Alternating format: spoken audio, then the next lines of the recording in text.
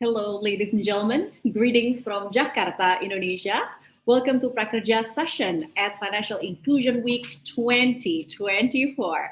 This event is hosted by Prakerja in collaboration with the Center for Financial Inclusion, and we are so very thrilled to have you here with us today for an important discussion with the theme From Policy to Practice, Lessons from Prakerja's G2P Payment Solutions.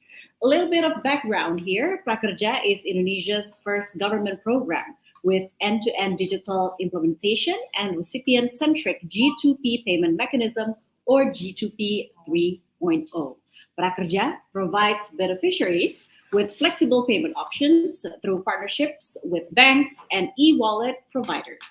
This customer-focused, mobile-friendly approach emphasizes transparency, supports better financial planning, and promotes a competitive environment with some zero-fee transfer options available.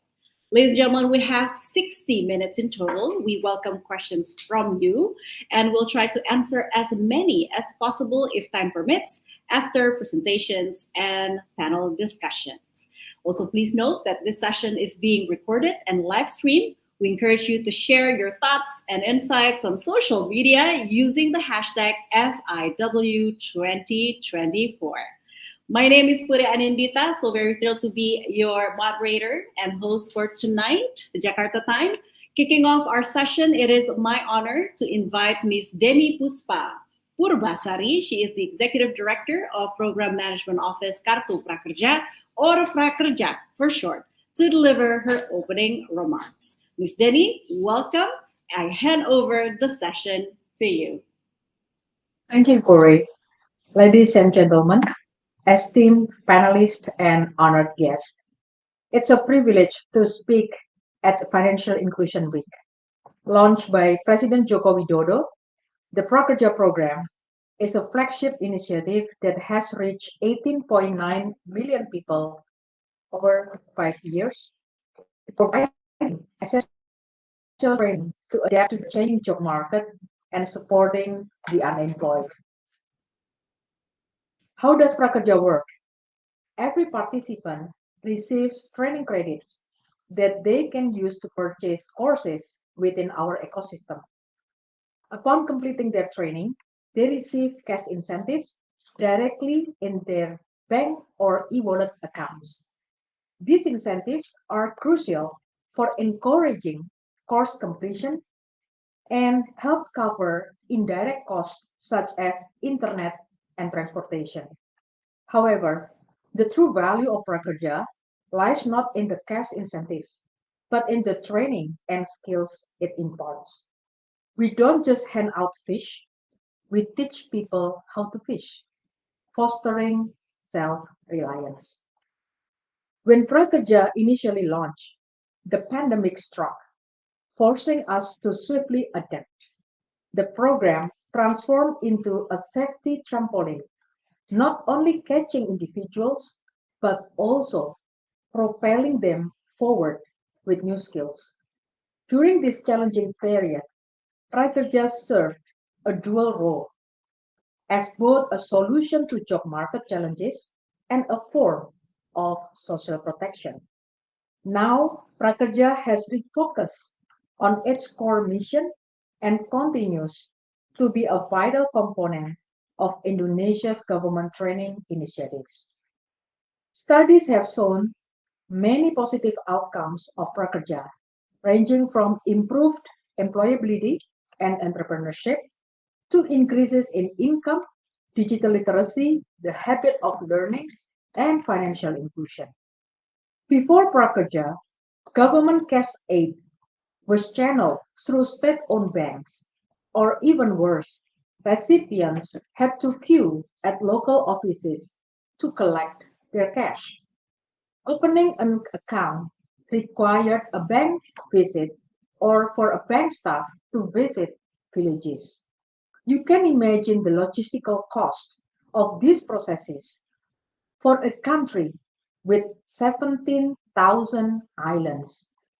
Prakerja is the first program to utilize a consumer-oriented G2P mechanism featuring smooth onboarding, fintech collaboration, and offering user choice. Joining us today to discuss how Prakerja can accelerate financial inclusion and transforms lives are Mr. Sihombing, our Director of Operation, Mr. Dharma Saputra, President of OVO FinTech, and Mr. Purna Gunawan from National Team for Poverty Alleviation.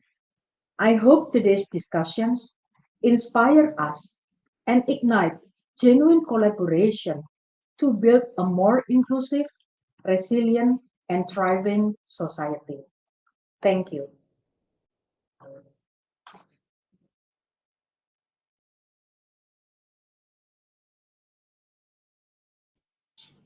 Thank you so much, Ibu Deni or Miss Deni, for your inspiring words and for sharing the vision behind Prakerja's initiative. That reminds me of the proverb, give a man a fish and you feed him for a day, teach him a man to fish, you feed him for a lifetime. Can't agree more. So Prakerja provides participants with training credits to purchase courses and cash incentives to encourage completion. The program's real value lies in imparting skills that foster self-reliance and empower individuals to adapt to the job market. Through Prakerja, the government has modernized the cash aid distribution process by utilizing a consumer-oriented G2P mechanism with fintech collaboration, enabling smooth onboarding and offering participants greater choice. Studies show that Prakerja improves employability, entrepreneurship income, digital literacy, learning habits, and financial inclusion. Now, on to our next agenda. Let's welcome Mr. Hengki Sihombing, or Pak Hengki. He is the Director of Operations at PMO Kartu Prakerja, who will share insights on the operational success of Prakerja G2P payment solutions. Pak Hengki, welcome. You have 15 minutes. The session is yours. Okay, thank you, Mbak Puri. Sorry.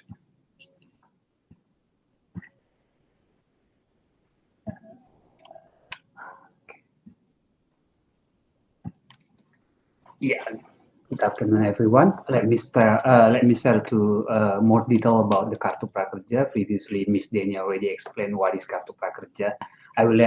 In the next 15 minutes, I will share the Kartu Prakerja is a skill development program and how, as a skill development program, we also implementing like a G2P payment solution to our beneficiary. But before we talking about the G2P, let's starting what Kartu Indonesian facing in the 2019. First of all, let's see the workers. On the worker side, the world is a world changing. 41% is a skill that are required by jobs will change between 2015 to 2025. Workers struggle with limited capacity to adapt and growth. And also, let's see the job seeker. The job seeker is very low education, is a 34% is a just junior and below in Augustus 2020 to 2019. And then the PISA ranking is a very, very low as well. It's a 71 from the 77. And also 20% is a high youth and 80. And also participant rate from the female and the labor force in Indonesia is a very low, is a 42%. That's the reason that's the reason of the President Jokowi initiative the Kartu Prakerja and starting in 2020. What is Kartu Prakerja more detail is a Kartu Prakerja trying to improve competency, productivity, competitiveness, entrepreneurial ability in Indonesia labor force. Because before Kartu Prakerja started, we have some research and we find a problem is why people don't taking a course because there is no money from the labor force because they don't have a lot of money to purchase the credit, and also they don't have time and they don't know they don't have information because they don't know how to find the courses.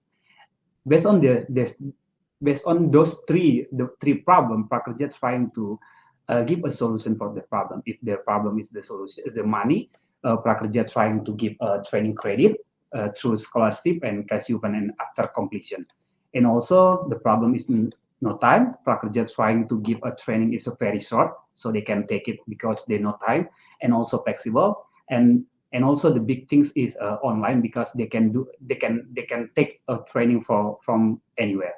after the school, after they complete their job, maybe they are on the way to home, they can learning through online. And also no information, Prakerja trying to make it as a marketplace so they can, and labor market information, so the job seekers or the worker can find anything course on the Prakerja ecosystem. Okay, to make it short, Prakerja basically already mentioned before Prakerja is a training plus incentive. So the beneficiary need to complete at least one training first before they get incentive. And whereas Kartu Prakerja using G2P is on the board, because the training credit also Prakerja trying to build like a credit digital, because they don't have a physical card about Kartu Prakerja. They only having a 16 digit, and also the incentive. The incentive will be explained later, because we use collaboration with the bank and also the fintech company like e-wallet to disburse incentive.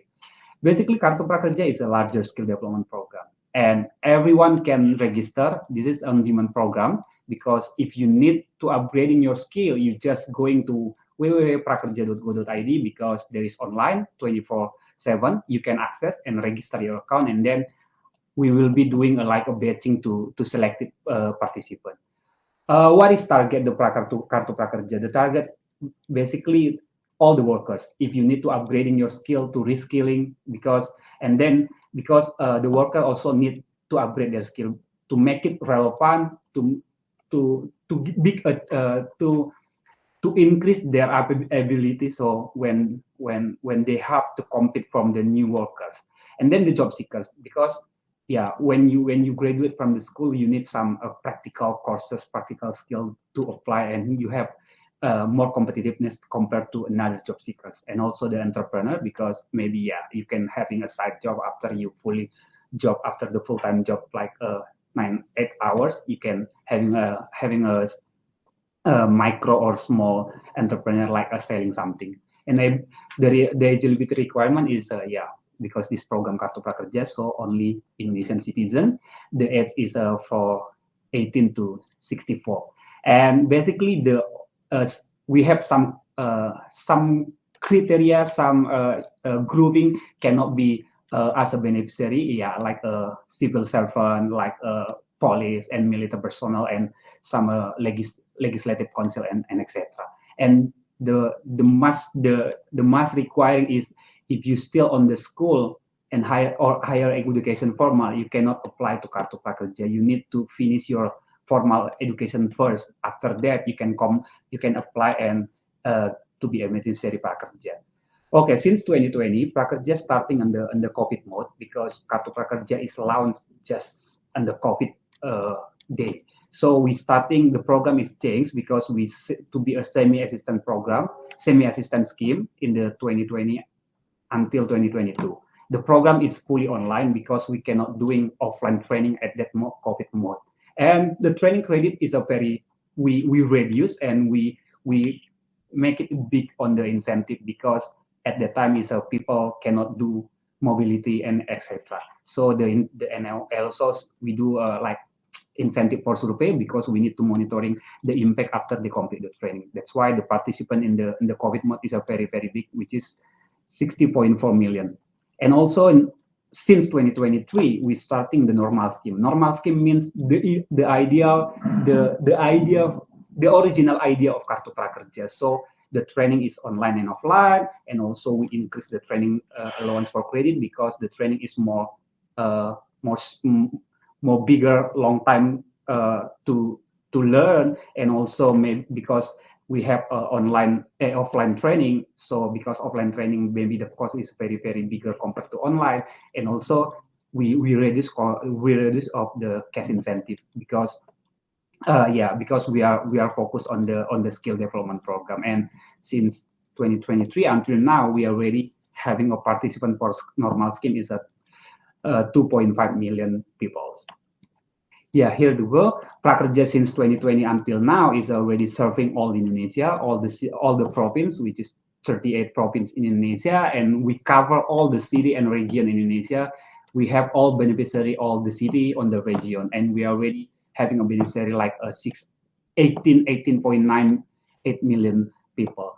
And also because we built the G2P collaboration with our partner from bank and also e-wallet, we already successfully transfer cash incentive, disburse incentive to their wallet and their bank without physical contact for the participant. We already disbursed this around 41.5 trillion, equal to 2.66 billion US dollar. Yeah, this one is a Prakerja ecosystem about fully integrating with partners. So we built the ecosystem and we connect all these dot like a job portal, digital platform, and training partner on the one ecosystem. And on the gray side is a Prakar. We trying to put a bit gray because we need to focus on the G2P side. And if we see after people register, we do like a batching to select participant to be a beneficiary. After we select them to be and determine the participant to be a beneficiary, we do like a decree from the Budeni, and also let's say we decree people like 400,000 people.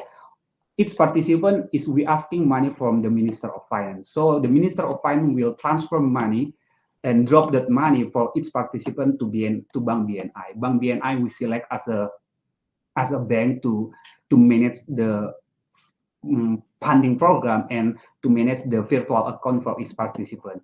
And also we asking BNI on and also our partner like a BNI, BCA, GoPay, OVO, Dana, and Linkaja to do collaboration and integration with the BNI, because we need their system is very less of manual. So we trying to all the system is just by system, all the price, all the checking, all the data. That's why we also asking for some bank and e-wallet. Basically, this integration need approval as well from the regulator, because we asking the bank and BCA, OVO, and GoPay and Linkaja to build like API to verify. We need to make sure people when they link it their account e-wallet or the bank, we need to validate the name and the ID citizen is equal to data of the Kartu Prakerja. Yeah, this one is a screen of the real screen on the dashboard of Kartu Prakerja. So when they are to be selected as a beneficiary, they will be onboarding on the dashboard, and they will asking to select to linkage their bank account or e-wallet. They can choose from the 6 our partner currently is a BNI, BCA, OVO, and etc. The linkage, and also the second screen is when they try to input the name and also the account bank. We need to validate this data. It still exists on the bank or the e-wallet. If there exists, we need to validate, is it citizen ID Indonesia in the bank is equal to the Kartu Prakerja and name also equal. If not, we need to fail the linkage, because we need to make sure all the data is equal. And also, yeah, for sure we need to make sure all the reckoning, all the bank account and e-wallet is not fraud or something. We need to them is very KYC account.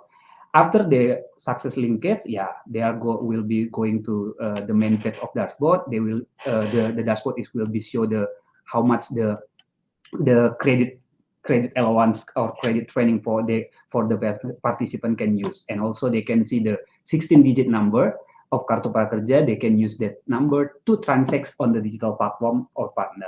And the last screen is we very transparent. We showing after they complete the training, we showing when the participant will get the incentive, and if the success we showing as well where we transfer and where's the transfer. Let's say the BNI, we transfer to BNI the account bank here and number and the date. We also explain all the detail. If we fail because for some reason, we also show the results. So all those things is logged and having a story. And the next one is maybe I will make it fast. And the next one is the impact of financial inclusion by Kartu Prakerja. The impact of Kartu Prakerja to financial inclusion. If we see on the center is 46% is all participant did not have account bank or e-wallet previously. After they are beneficiary, they create account and e-wallet. So we push them to having at least e-wallet or a bank, because they are not previously doesn't have. So, but yeah, again, e-wallet is the most favorable choice, because 93% is choose the e-wallet, and the rest is a bank. And also from the 54% is already have a bank account. They are basically having a e-wallet but not KYC. They don't doing like a e-KYC for their e-wallet account, but because they are to be a beneficiary Prakerja and we require them to upgrade their account, we push them to do a KYC to validate their e-wallet with their ID citizen. So this is important to validate their account. So this is we really helping the beneficiary to having account and e-wallet account. The next one is a financial depend through e-money utilization. After they are using, then, and this one is the survey doing the survey from the Kartu Prakerja team. We trying to survey or participant or beneficiary, and then this one is a survey from the people who to be a beneficiary, and then the first time having e-wallet when they are to be a beneficiary, and then we doing survey and we asking after that and what they are doing after they're having a bank account or e-wallet. They doing it for by transfer, they're doing cash withdrawal, and then they also use that they use the e-wallet or bank to financially in the financial system. They don't use or create bank account or e-wallet only to receive incentive, like a package data, bill payment, and transportation, and etc. The next one is financial service access, and also people who do not have a bank account and live more than 5 kilometers for financial services, they're having a branch account, etc. This one maybe the last slide from me. The Prakerja incentive to support purchasing power, because we transfer money like on the scheme program. Prakerja incentive are used for competency improvement and supervising process, and 61% average monthly in-house food and spend. So the cash incentive is very big for them, because they can using us for 88% using daily needs, and then 67% using for business capital, 57% for internal use, and 31% buy more courses outside Kartu Prakerja. So after their training, they use their cash incentive to purchase more training. So we really happy for the result, because this help them make them more want to more and upgrading more skill for them. Maybe that's it from me. Thank you.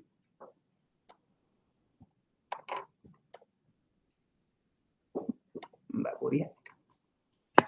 Go back to you. Thank you, Pak Hengki, for walking us through the Prakerja's G2P 3.0 initiative. It is impressive to see how digital transformation has played a critical role in making social assistance more efficient and also inclusive. Please, Pak Hengki, stay with us as we will invite two other esteemed panelists to deep dive in our fireside chat or discussion. Joining us here today or tonight Jakarta time is Mr. Raden Muhammad Purnagunawan, or Pak Raden for short.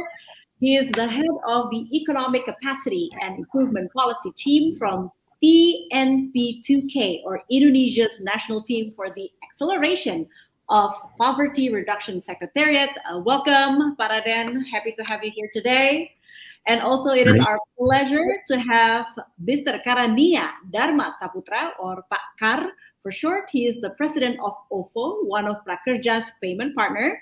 Both they will share their unique perspectives on how Prakerja's G2P initiative intersect with broader financial inclusion and policy goals in Indonesia. Welcome to the panel again. Gentlemen, we're going to be mindful with our time. I know, or I understand we need to stop, hard stop at 7 o'clock Jakarta time. So we have around 35 minutes maximum for our discussion before we take questions from the audience, if time allows. So let's begin by reflecting on Prakerja's journey. This first question goes to Pak Raden.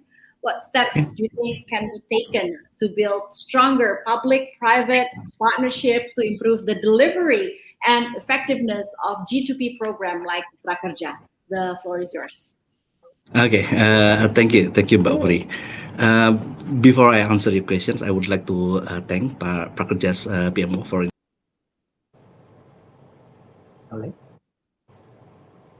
easily. Suddenly. We are standing by just in case Pak Raden needs to log in quickly. I'm going to count down to 1. If not, I'm going to turn the spotlight to Pak Kar. 5, 4, 3, 2, 1. I apologize, ladies and gentlemen. We are so close yet so far away using the technology, but sometimes technology can have glitch. So, Pak Kar, I turn the spotlight to you now. As a leader in private sector, what challenges and opportunity do you see in extending digital payments for G2P program in Indonesia? Go ahead. Okay, thank you, Puri, and good evening, everyone. So, I have several slides to share, if I may. So, one sec.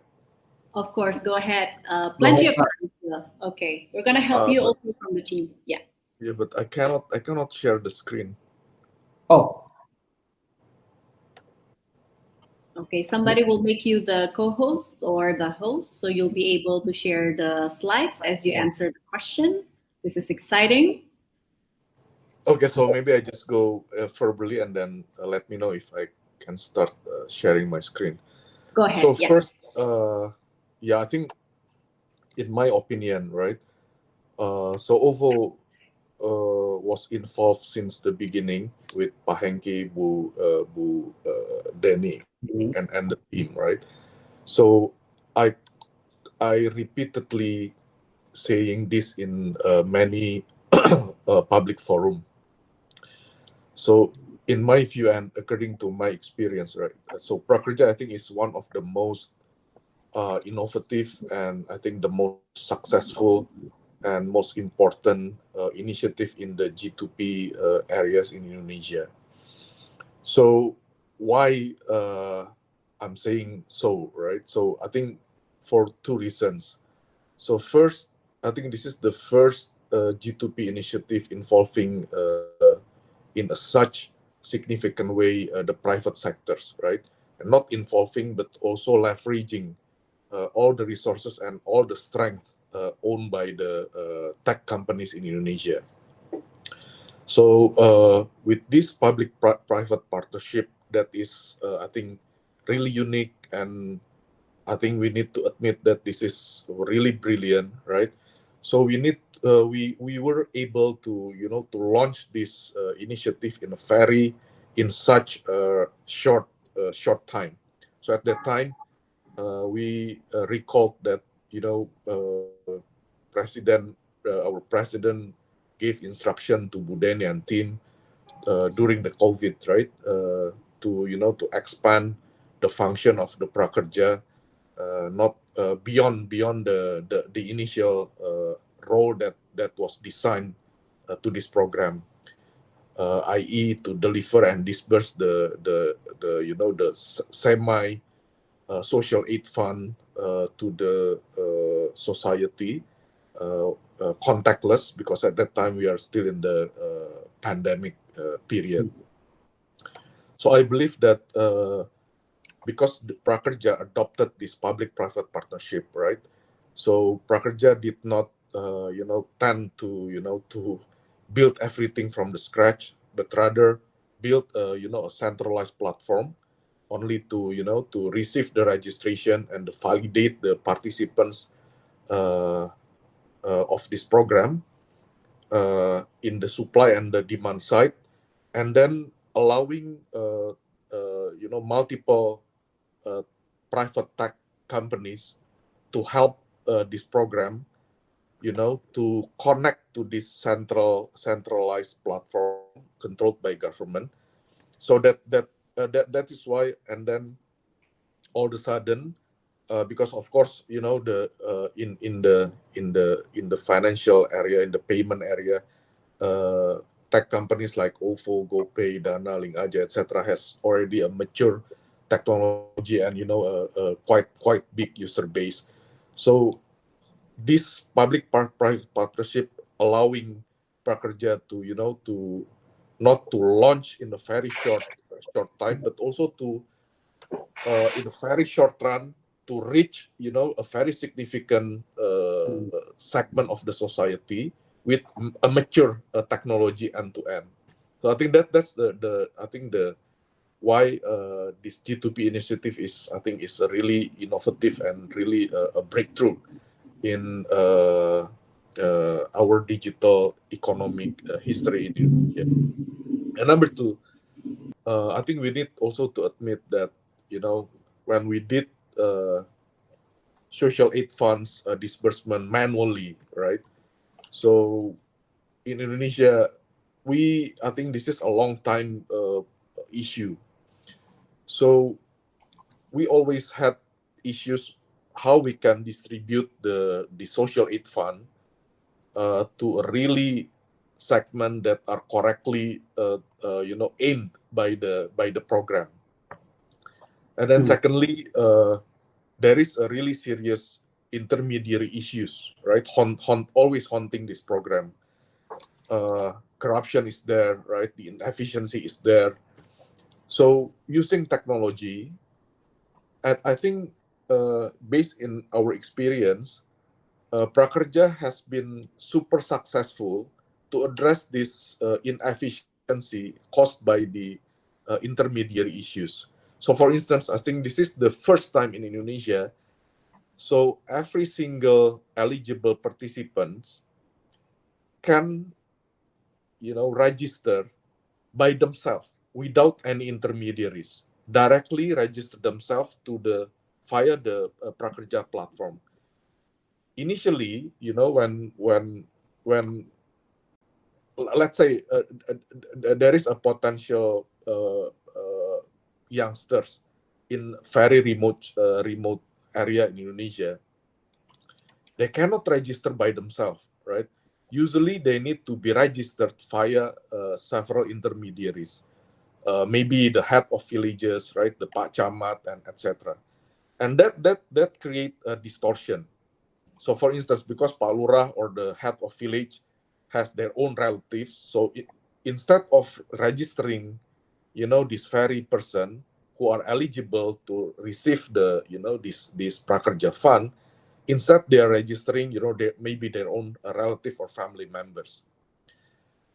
And then another factor, after this person is registered and validated as a participant, I think this is also the first time in our history that this very person can receive the disbursement of the social aid fund, Prakerja fund, directly to their wallet, without any intermediary. So we understand initially when government disperse this kind of social aid funds via intermediary, and then corruption happen.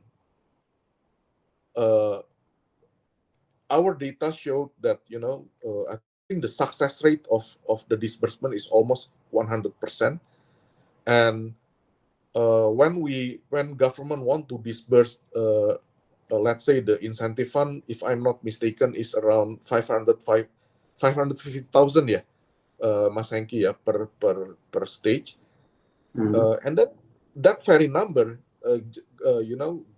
disbursed to the every recipients. So again, I think this is really important innovation, and we believe that responding to your question, Mbak Puri, now I've been working with several friends, right, to propose this kind of scheme to support and to help Pak Prabowo's I think most strategic program named Student Free Meals Program. We believe that extending mechanics like Prakerja can help the delivery of the Pak Prabowo student free meal programs, and I will elaborate more maybe if I still have time. Thank you. Excellent.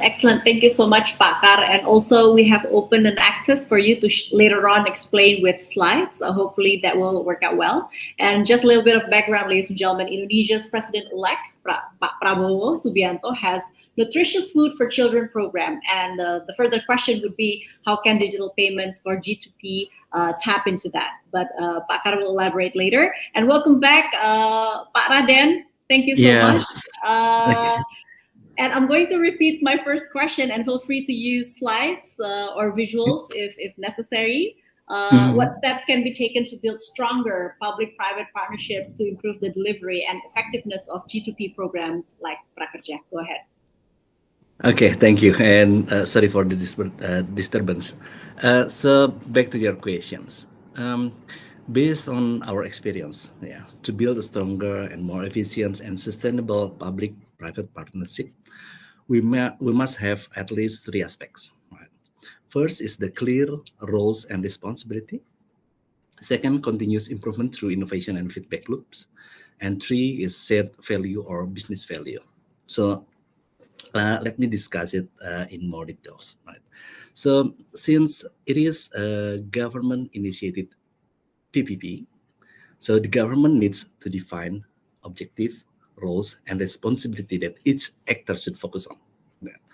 And the government also should define the set responsibilities that need to be done by the two parties. So for instance, in this case, the government should focus on the policy making and improvements, right, for these financial inclusion and G2P programs, right, as well as the program ecosystems, including target beneficiaries, eligibility criteria, standardized service delivery, and compliance mechanisms. So in contrast, the private sectors will focus on providing required trainings, right? Because Prakerja is training providers, but also training to the government counterpart, right? Also infrastructure support and digital platform for disbursements, right? While monitoring and evaluation to ensure better experience should be in collaboration with the two parties and become shared responsibilities. So the second aspect is the continuous improvement through innovation and feedback loop. It is must to make the PPP stronger and more efficient. How we can do that? We can do it by leveraging technology for seamless service that can be done by improving digital infrastructure, better data management, and financial technology. Capacity building for both partners is also needed to ensure more understanding of each roles and responsibility. For instance, the private sectors might not know about the regulatory requirements of public programs, right?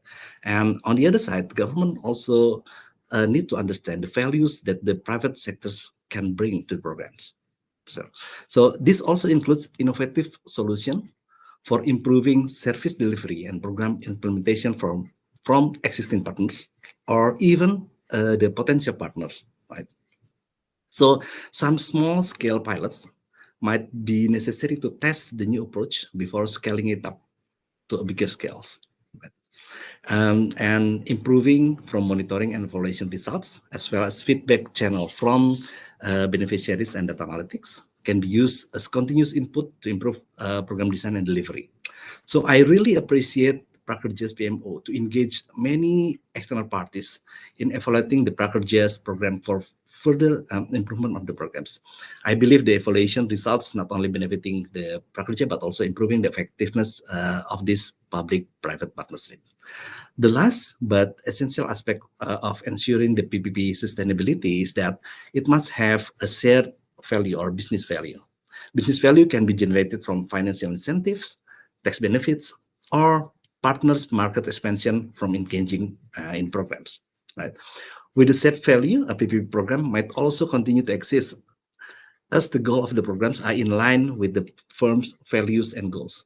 So even though there is a limited business value that exists, right, the private partners might still join up the programs.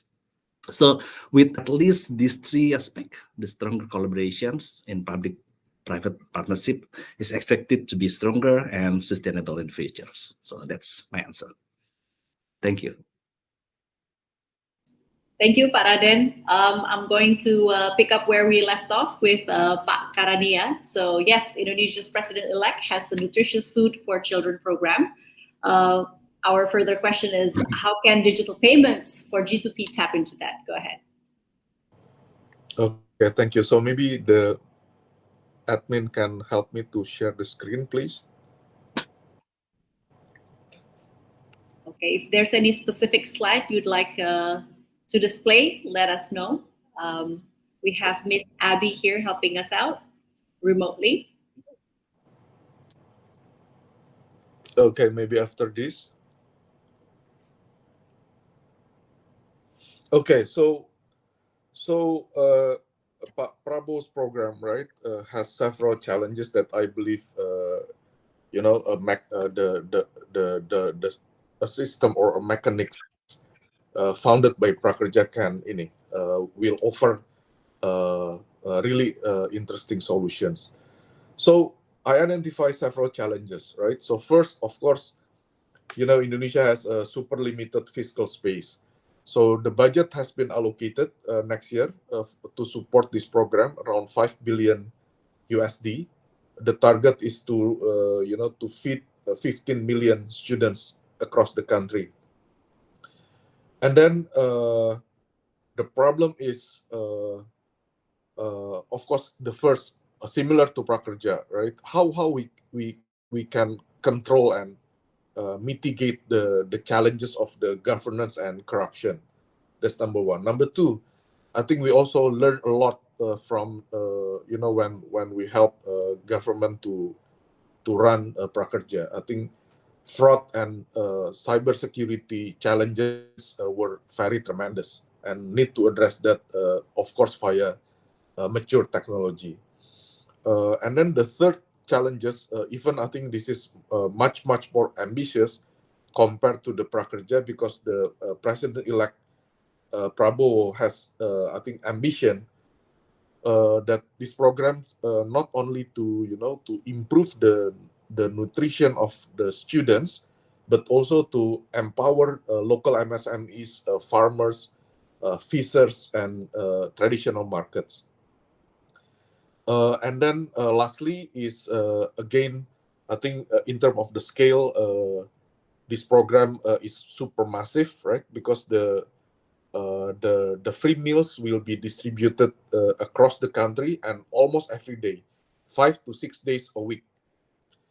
Next slide, please. So this is my argument, right? When we are proposing why we are not extending Prakerja, because Prakerja is super successful, and then I strongly believe, based on my experience, right, helping Pak Hengki, Bu Deni, in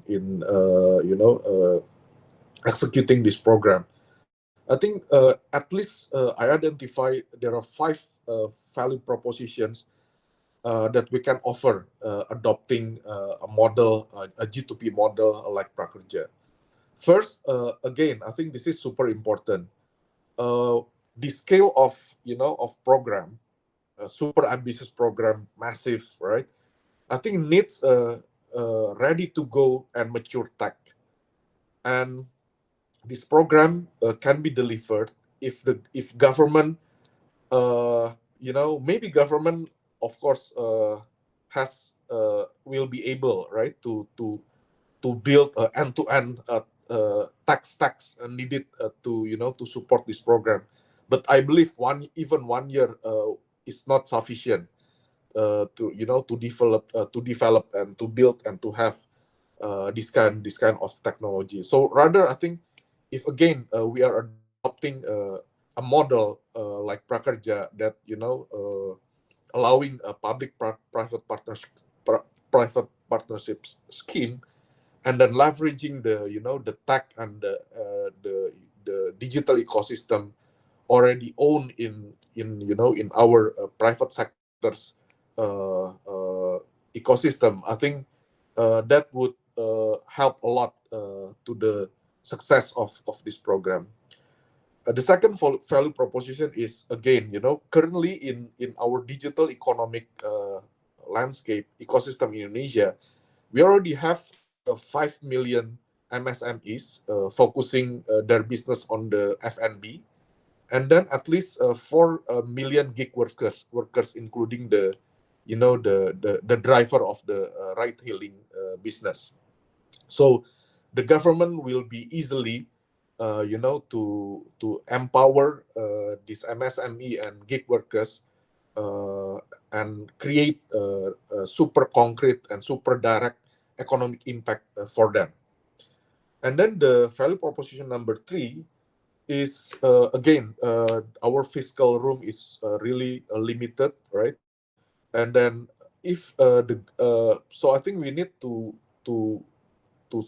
think how we can create a system that allow government to have a really efficiency in capex and opex.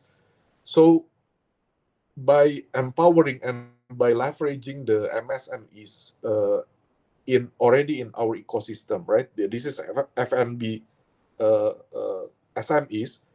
They already cooking every day, right? They're already running a F&B business, and then this will reduce significantly the demand of the government to build new central kitchens, and then that way this scheme can reduce the capex and opex needed to build 1,000 of the new central kitchens across the country. And then number 4, as I mentioned earlier, I think if we could adopt a public-private partnership, and then government can leverage many resources, many talents, many tech already owned by private sectors to support this program in a super short run period. And then number 5, like Prakerja, I think based on our experience, I think I already talked to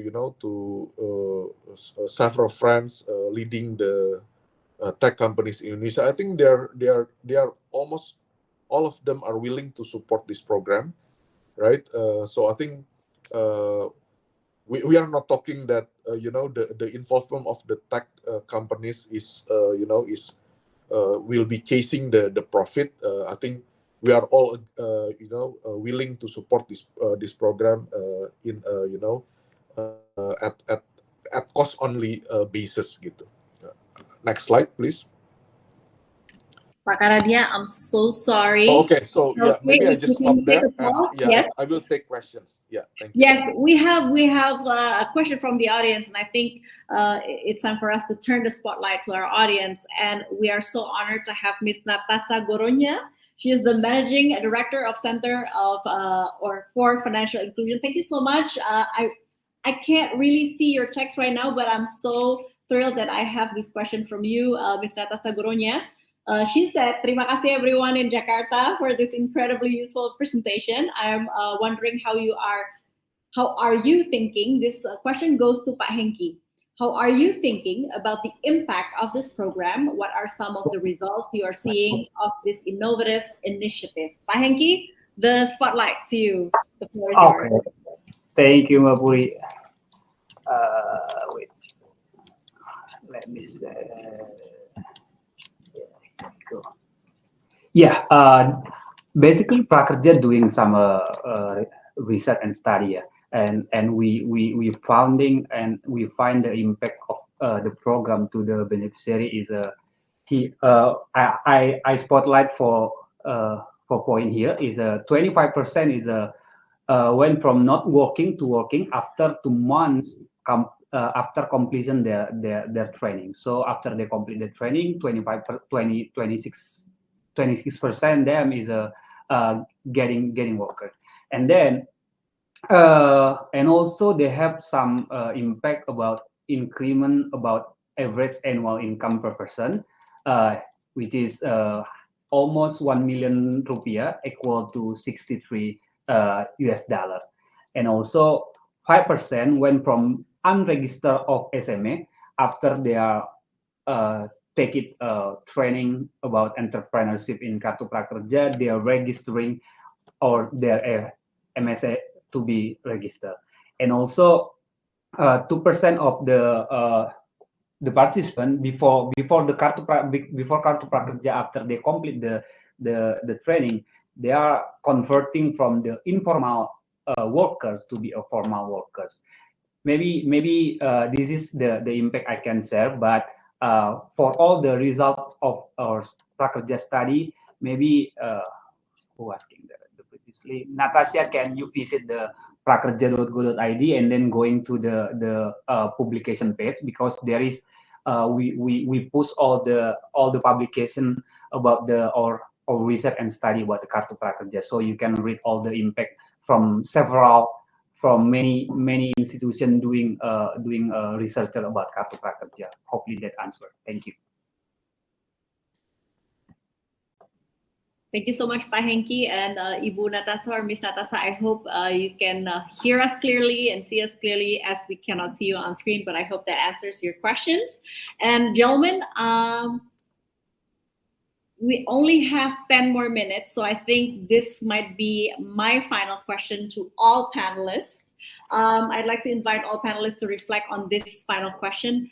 Based on your experiences, what suggestions do you have to help accelerate financial deepening in Indonesia? I'm going to turn the spotlight back to Pak Kar first, and then follow up by Pak Raden, and closed by Pak Hengki. Would you do the honor, Pak Kar? Yeah, I just want to reiterate my previous point, right? So I think Prakerja has done such innovative and very successful program, proving that leveraging digital technology can help a lot, I think, and can solve our long time problem in addressing the financial literacy and deepening our economic inclusion. So please just extend this platform. This platform is already built, owned and controlled by government. So why we need always to do to build another new platform, right? So I think let's do what private sector's doing, right?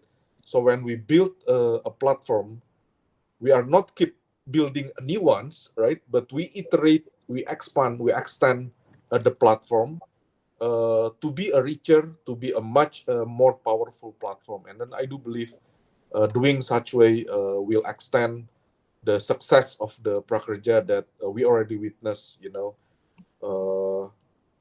how this program has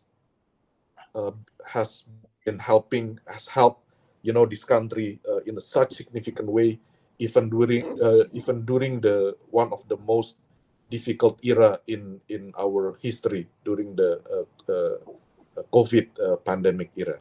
Thank you.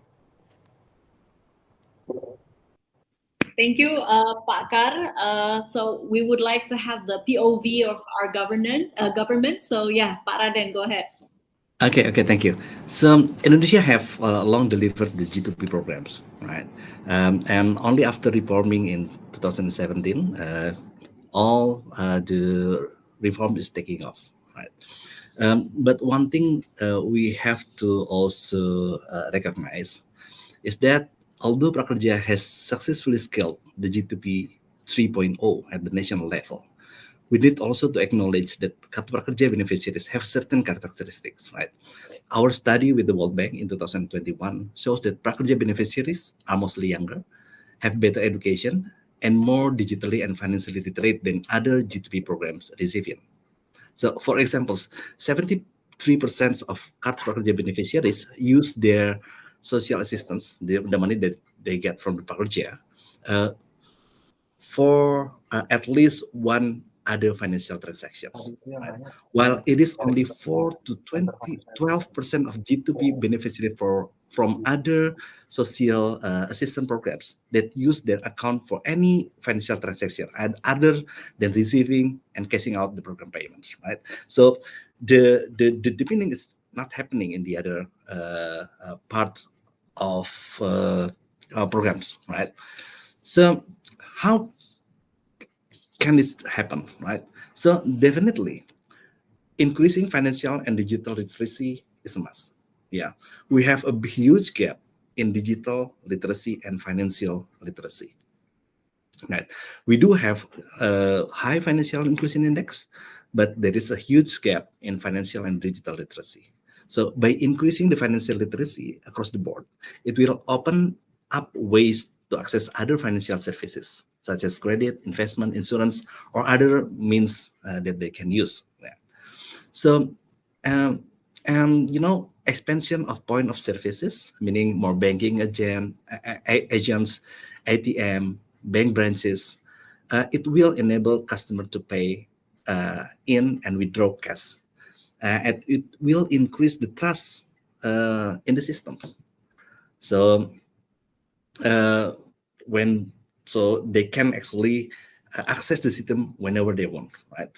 So lastly, with digital literacy, people also can have a broader access to financial services that is not available in local level. So I agree with Pak Carl. We should increase, the scope of the Prakerja's G2P 3.0, and actually the government now also would like to have the G2P 4.0 ahead in front of us. So yeah, back to you, Puri. Thank you. Thank you so much, Pak Raden. I think we all agree that we don't need another platform. We don't need new platform. What we need is expansion, extension, and digital literacy, and financial literacy, of course. Yeah. I think this would make Pak Hengki our last speaker of today. So go ahead, Pak Hengki. Anything else you would like to add? Yeah, maybe Pak Raden already answer and give this all the strategy how to accelerate financial deepening in Indonesia. But I want to add a bit. Maybe the first is expand of digital infrastructure, yeah, because we are Indonesia, so many rural area in Indonesia, so we need to improve the digital infrastructure, which is improve internet access for some rural area, because maybe our friend on the mountain or the forest, close to forest and the sea, maybe they have internet, but it's maybe very, very slow, so they can maybe need more better digital infrastructure. And also the second one, maybe already mentioned also by Pak Raden, developing, maybe we need to develop inclusive financial product like offering microcredit, easy to access micro saving and insurance via mobile apps, and also and etc. Maybe using alternative data for people, so can having they still having like a credit scoring to include the unbanking. And also maybe the last one is maybe for me is because right now is really challenging about the cyber security, so we need to foster financial innovation for cyber security, and like a support of the fintech and the bank to having a regulation and create trust with strong consumer protection and data and privacy law, because era of digital technology, AI, and we need to having some regulation for that. And the last one, maybe leverage the government program, learn from the Kartu Prakerja, the program basically initiated for the skill development program, but fortunately we also having impact to push to accelerate financial inclusion. Even the idea of Kartu Prakerja is not for financial inclusion, is it for skill development program, but another impact from the training and upgrading skill is also the financial inclusion. So my point is maybe leverage government program like a Kartu Prakerja to reach more vulnerable group, to increase G2P, and also like Pak Raden mentioned, so people after the first one having like a bank account and e-wallet, they can use that wallet and to purchase anything. So that's maybe from my side. Thank you, Mbak Puri. Thank you so much, Pak Hengki, and I can see all panelists are nodding. I think we can all agree that we need digital infrastructure, especially in remote area, cybersecurity, and please leverage the government program for financial inclusion. Unfortunately, ladies and gentlemen, that's all the time we have for this session. I thank all panelists once again, Pak Raden, Pak Hengki, Pak Kar. Thank you so much for making the time. We hope today's session has shed light on the transformative power of Prakerja's G2P model in promoting financial inclusion. Thank you for joining us, ladies and gentlemen. From wherever you are, I am Puri Anindita signing out. Enjoy the rest of Financial Inclusion Week 2024. Bye for now. Baik, thank you Mbak Puri, Pak Thank Kara, you. Pak Raden, Pak Wawan, Pak Wawan. Thank you, Pakar. Thank you, Mbak Puri.